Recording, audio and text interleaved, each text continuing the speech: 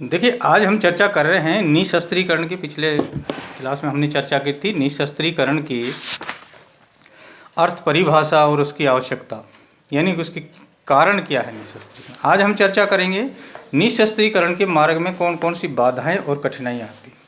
सबसे पहले हम लोग देखते हैं कि प्राथमिकता का प्रश्न। देखिए, निःशस्त्रीकरण पहले किया जाए अथवा राज्यों के आपसी विवादों को पहले सुलझाया जाए, निःशस्त्रीकरण हो जाए तो कई राजनीतिक विवाद स्वयं सुलझ जाएंगे। यानी कि अगर कोई देश परमाणु संपन्न देश है, उसके पास में परमाणु अणु शक्ति है, न्यूट्रॉन शक्ति है, और वो अपने हथियारों में कटौती कर देगा, तो एक अंतर्राष्ट्रीय विश्व में इस प्रकार का भय समाप्त हो जाता है कि भाई एक युद्ध की संभावना बिल्कुल ही कम हो जाएगी।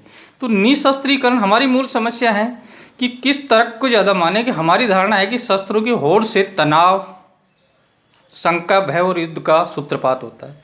अतः निःशस्त्रीकरण को प्राथमिकता देनी चाहिए। यानी हमारा पहला प्रश्न ये होना चाहिए कि अंतर्राष्ट्रीय विश्व में जो भी विकसित देश हैं और जो अणु परमाणु बम की होड़ में हैं, यानी कि एक आपसी कंट्री, जिस प्रकार शीत युद्ध की स्थिति में संयुक्त राज्य अमेरिका और सोवियत संघ के बीच में आपस में, जब से अमेरिका ने 1945 द्वितीय विश्व युद्ध के समय जापान के दो शहर हिरोशिमा और नागासाकी पर जब अणु बम का प्रयोग किया गया था, जिसमें लाखों की नुकसान हुआ था, लाखों व्यक्तियों की मौत हो गई थी, तो अंतर्राष्ट्रीय विश्व में एक तनाव की स्थिति उत्पन्न हो गई। तो यानी पहला प्राथमिकता का प्रश्न ये है कि निःशस्त्रीकरण को समाप्त किया, निःशस्त्रीकरण होना चाहिए, यानी शस्त्रों की होड़ में कमी होनी चाहिए। दूसरा है अनुपात की समस्या। निःशस्त्रीकरण से अभिप्राय शस्त्रीकरण पर सीमा या नियंत्रण लगाना। निःशस्त्रीकरण का अर्थ क्या है कि शस्त्रीकरण की सीमा या नियंत्रण लगाना और उसमें कटौती करना, ये निःशस्त्रीकरण की मुख्य विशेषता है। निःशस्त्रीकरण की मूल समस्या है कि सभी देशों के शस्त्रों का आनुपातिक रूप से कम, चाहे कोई भी देश हो, चाहे विकासशील हो, चाहे विकसित देश हो, इनमें जो शस्त्रों की जो दौड़ है उसमें एक आनुपातिक कटौती करना और कमज़ोर कर देना। कमज़ोर देश अधिक शक्ति, यानी कि विकसित ज़्यादा। देखिए, अणु परमाणु या जो ताकतवर जो शस्त्रीकरण की होड़ कौन से देशों में है? जो विकसित देश हैं। तो भय कौन से देशों को है? विकासशील देशों को है। तो हमें यानी कि इनके शस्त्रीकरण की होड़ में कमी कर दें, जिससे विकासशील देश भी अधिक शक्तिशाली बन जाए या उनमें भय समाप्त हो जाए। निःशस्त्रीकरण से संतुलित अथवा आनुपातिक शक्ति को ही स्थिर रखना पड़ेगा। यानी कि जो देश शस्त्रीकरण की होड़ में है उन पर नियंत्रण रखता है, और जो जिनके पास बिल्कुल शस्त्रीकरण नहीं है उनमें संतुलित बनाए रखना। तो ये एक तरह से निःशस्त्रीकरण की मेन समस्या है। इसके बाद में है कि राष्ट्रीय हित। कोई भी देश, किसी भी देश का जो राष्ट्रीय हित है वो निःशस्त्रीकरण के मार्ग में बहुत बड़ी बात है। राष्ट्र सबसे पहले अपने हितों को देखते हैं और उसके बाद में अपनी राष्ट्रीय सीमा के बाहर निकला आदर्शों में लिपटी हुई भाषा में अंतर्राष्ट्रीय जगत को धोखा देने का प्रयास करते हैं।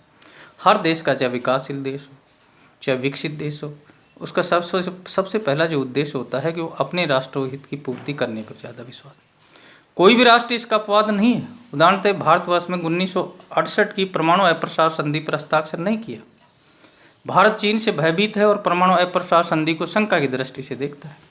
तो यानी कि राष्ट्रहित, ये जो कठिनाई क्या है कि निःशस्त्रीकरण संपूर्ण रूप से संपूर्ण विश्व में लागू किया जाए, पर हर देश अपने राष्ट्र हित से प्रेरित है और वो अपने राष्ट्र हित को उदाहरण दिए है। 1968 में जो परमाणु अप्रसार संधि, जिसमें भारत में हस्ताक्षर इसलिए नहीं किया है कि वो चीन के साथ उसका पहले भी युद्ध हुआ था और आगे भी युद्ध की संभावना थी, इसलिए उसने निःशस्त्रीकरण परमाणु अप्रसार संधि पर हस्ताक्षर नहीं किए।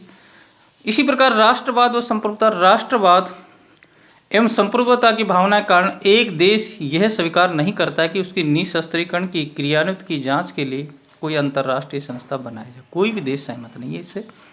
इस प्रकार के निरीक्षण द्वारा एक देश की स्वतंत्रता पर जो अंकुश लगाया जाता है उसे मानने को कोई भी तैयार नहीं होता है। कोई भी देश कि उसकी राष्ट्रवाद पे खतरा हो, उसकी संप्रभुवाद पे खतरा हो, और उसकी किसी भी एजेंसी के द्वारा जांच की जाए कि वो कितने अणु परमाणु या कितने न्यूट्रॉन या कितनी आणविक शक्ति का विकास कर रहा है, इसके लिए कोई देश अपने आप में तैयार नहीं है। क्योंकि उसको चिंता है कि अगर उसने जाँच करवा दी और उसके बारे में मालूम पड़ गया तो उसकी राष्ट्रवाद, उसकी राष्ट्रीय एकता, अखंडता को खतरा उत्पन्न होता है। इसलिए ये भी राष्ट्रीय एकता और संप्रभुता, राष्ट्रवाद और संप्रभुतावाद भी निःशस्त्रीकरण के मामले में, यानी कि इसके मार्ग में एक बाधा है। राजनीतिक स्वार्थ निशस्त्रीकरण राजनीतिक समस्याओं के समाधान पर निर्भर करता है। पहले राजनीतिक समस्याओं को हल किया जाए या निशस्त्रीकरण किया जाए, दोनों एक दूसरे के मार्ग में बाधा डालते हैं। यह सोचा जाता है कि शस्त्र झगड़ों का कारण है और इनको घटाने में अंतर्राष्ट्रीय प्रेम और मैत्री बढ़ेगी, किंतु यह प्रयास एक पक्षीय होगा। होना यह चाहिए कि मनमुटाव, अविश्वास या प्रतिद्वंद्विता को दूर करने के लिए हर दिशा में प्रयास किया जाए। निशस्त्रीकरण की दिशा में ठोस कार्य तथा तब तक नहीं हो सकता जब तक महाशक्ति में मौलिक मतभेद बने रहें। यानी अंतर्राष्ट्रीय महाशक्तियाँ, चाहे संयुक्त राज्य अमेरिका हो, चाहे रूस हो, चाहे इंग्लैंड हो, चाहे फ्रांस हो, जो भी विकसित राष्ट्र हैं, जिनमें आपस में जब तक मतभेद दूर नहीं होंगे तब तक ये जो राजनीतिक समस्याएं हैं ये हमेशा उसमें अड़चन आती रहेंगी और निशस्त्रीकरण की दिशा में कोई ठोस कदम नहीं किया जा सकता। अगला पॉइंट है आर्थिक कारण। अमेरिका और ब्रिटेन आदि पूंजीवादी देशों में शस्त्रास्त्र निर्माण करने वाली कंपनियों के मालिक व हिस्सेदार राजनीति में सक्रिय रूप से भाग लेते हैं। जितनी भी जो अस्त्र शस्त्र निर्माण की जो कंपनियां हैं उसके जो मालिक हैं वो राजनीति में सक्रिय रूप से भाग लेते और निशस्त्रीकरण कार्यक्रमों को सफल नहीं होने देते, क्योंकि निशस्त्रीकरण हो जाने से उनका रोजगार ठप हो जाएगा और उनके कारखाने बंद हो जाएंगे। इसलिए निशस्त्रीकरण हो जाने से यदि शस्त्र उद्योग बंद हो गए और पूंजीवादी देशों में बेकारी बढ़ेगी और लोगों की क्रय शक्ति नष्ट हो जाएगी। ऐसा कहा जाता है कि निशस्त्रीकरण के कारण होने वाली आर्थिक कटौती से आर्थिक संकट आ जाएगा। तो यानी कि ये पूंजीवादी राष्ट्रों का एक तर्क है, विशेषकर अमेरिका और इंग्लैंड जैसे देशों में जहाँ निशस्त्रीकरण की जो कंपनियां हैं उनके मालिक जो राजनीति में प्रमुख रूप से सक्रिय हैं वो नहीं चाहते हैं कि देश में निशस्त्रीकरण हो, वो कंपनियां बंद हो जाए, बेरोजगारी बढ़े, उनका धंधा जो उद्योग धंधा है वो ठप हो जाए। तो ये कुछ ऐसे कारण हैं, आर्थिक कारण भी हैं, राजनीतिक समस्याएं में, राष्ट्रवाद और संप्रभुता की बात भी है, राष्ट्रीय हित की जहाँ तक बात है तो हम लोग कह सकते हैं कि निशस्त्रीकरण के मार्ग में अनेक बाधाएं और कठिनाइयां हैं, जिसमें प्राथमिकता प्रश्न की किसी भी देश के सामने मुख्य समस्या है कि वो प्राथमिकता निशस्त्रीकरण को दे कि अपने विकास को दे।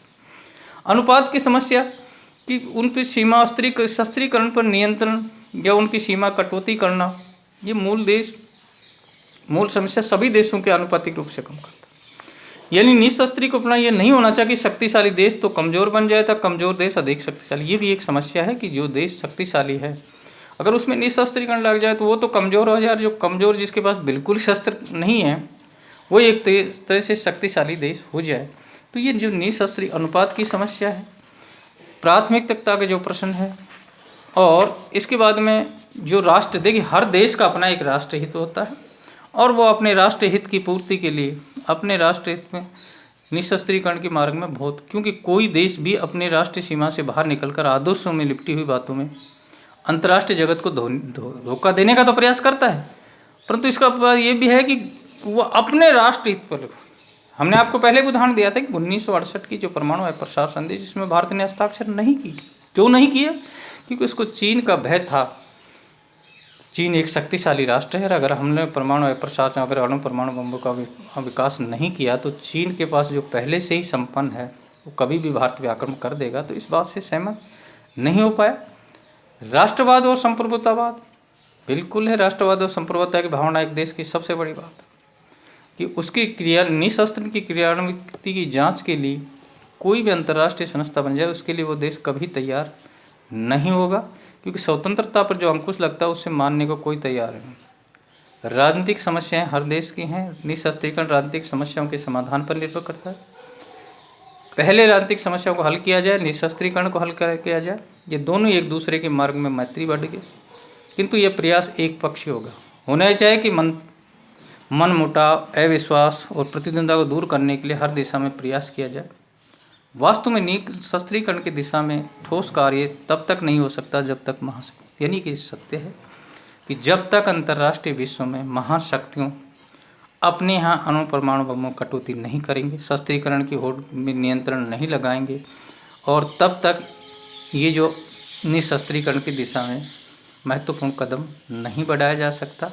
इसलिए राजनीतिक जो समस्याएं हर देश की, चाहे विकसित हो चाहे विकासशील देश हो, वो हर देश अपनी राजनीतिक समस्याओं से पहले प्राथमिकता देता है और दूसरा निशस्त्रीकरण, शस्त्रीकरण के दोष में उनका कोई विशेष, और आर्थिक कारण तो है ही कि अमेरिका और ब्रिटेन जैसे पूंजीवादी राष्ट्र जहाँ शस्त्रीकरण की जो कंपनियां हैं उनके जो मालिक हैं प्रत्यक्ष रूप से राजनीति में सक्रिय होते, वो कभी नहीं चाहेंगे कि उनकी कंपनियां बंद हो जाए, उनका रोजगार ठप हो जाए। तो आर्थिक कारक भी निशस्त्रीकरण की समस्या में बहुत बड़ा योगदान है।